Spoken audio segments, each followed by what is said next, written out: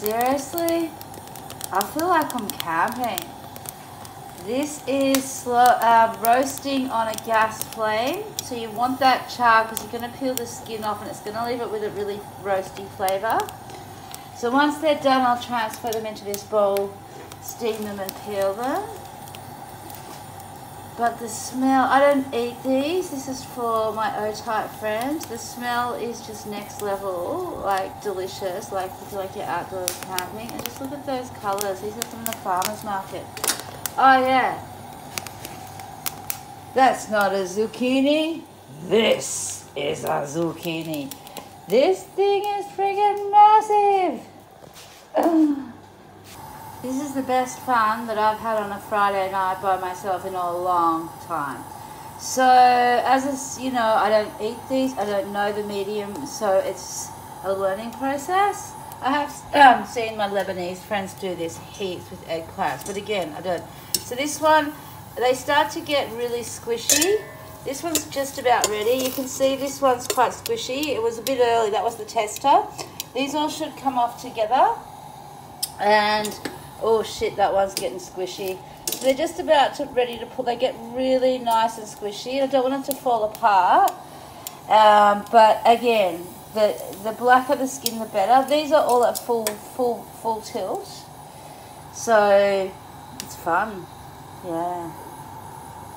Don't like using plastic, but I have no other alternative currently to create this steaming effect. The bowl is actually extremely hot to the touch. The heat is coming off it. So I just want to leave them in there. I know they're in there. So this is the next day. I was too tired, so I left them. But I wanted to just show you, see how this black shit just peels off? So you go through and you're just gonna be cleaning all this, all that paper thin char off. And then what's left, like I don't eat these, but oh my goodness, I cannot believe how when they're cooked like this, that they actually taste like, let me just rip a bit off, sweet, like fruit. I don't know, kind of reminds me a bit of like pineapple. This is such a good technique. You could do it on the fire as well.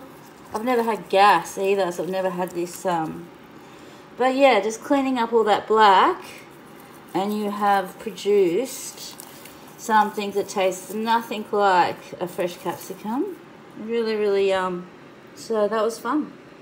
So this is coming along nicely. We're at the final stages. After we did all the components of roasting, slow roasting the tomatoes, basil and garlic, fast roasting the capsicums on the stove, which you saw, and then I did a very long cookout of the spices with the onions and the heaps of leek, 4 leeks in this, so really good for your throat, and 2 bunches of celery.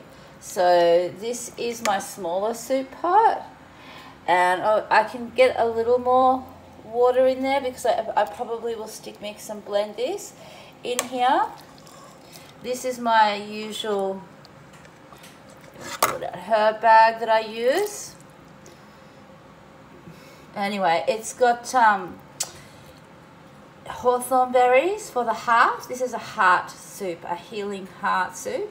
So it has hawthorn berries, burdock, equally good for the liver and the heart, and some extra thyme. I do have a little bit of fresh thyme here left, which I'm kind of going to put in maybe before serving or before jarring up for freezing, because just to freshen it up. But it's pretty strong, and because I use paprika, which I don't normally use for myself, I'm not used to that hot chili feeling. I'm used to ginger hot. Anyway, oh my god, it smells delicious, and I just keep having little sips because too much of this will be too much for my blood. but you know, a chef has to taste. And it's just like a whole new world of ingredients for me, cooking for O types. I've always wanted to do it, cook for other blood types and really learn about ingredients that I would never normally handle. Ah, it smells so good. You can smell the capsicums coming off. It had a bit of a dirty leek smell because there was so much leek in it. But the sweetness of the capsicum and the distinct sort of umami aroma, yeah. So you can see it's starting to come together now. These are breaking down really nicely. I brought it to a boil. I brought it back down to a simmer. When the skins become a bit softer, I will pull it off. I don't eat tomatoes, but I'm right now wishing I could change blood because this, hang on, oh, it's hot. Oh my goodness. Wow. The tomatoey, zingy goodness. And you can actually taste the garlic, even though it's slow roasted, so it's not as strong as raw. Oh, wow. Yeah, and I can actually, because I use so much celery, I can get hints of that as well. But singing off the top of that is just sweet, delicious tomatoiness. Yum. Personally, I think I'm going to prefer this soup unblended. We will test both and I will portion out some of this unblended as well as some stick mixed. Just get all the nice mouth feels when it's like this. It's really, really super delicious. So this is what my healing hawthorn heart soup looks like blended. A little taste. Yeah, it's still really nice. It kind of tastes like an exotic herbal version of Campbell's tomato soup. But I do prefer the more, the unblended. I think Western people, it's like baby food. Just want to mush everything up. But yeah, still really nice, just not as good. Job done.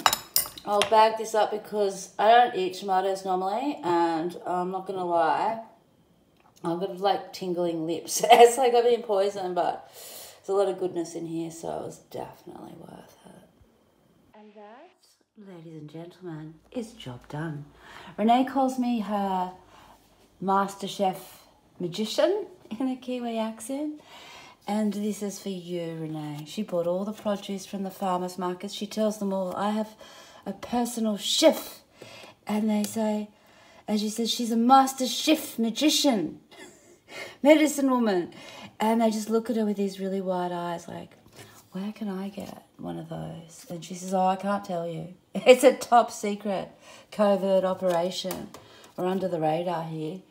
So there you go, my lovely Renee.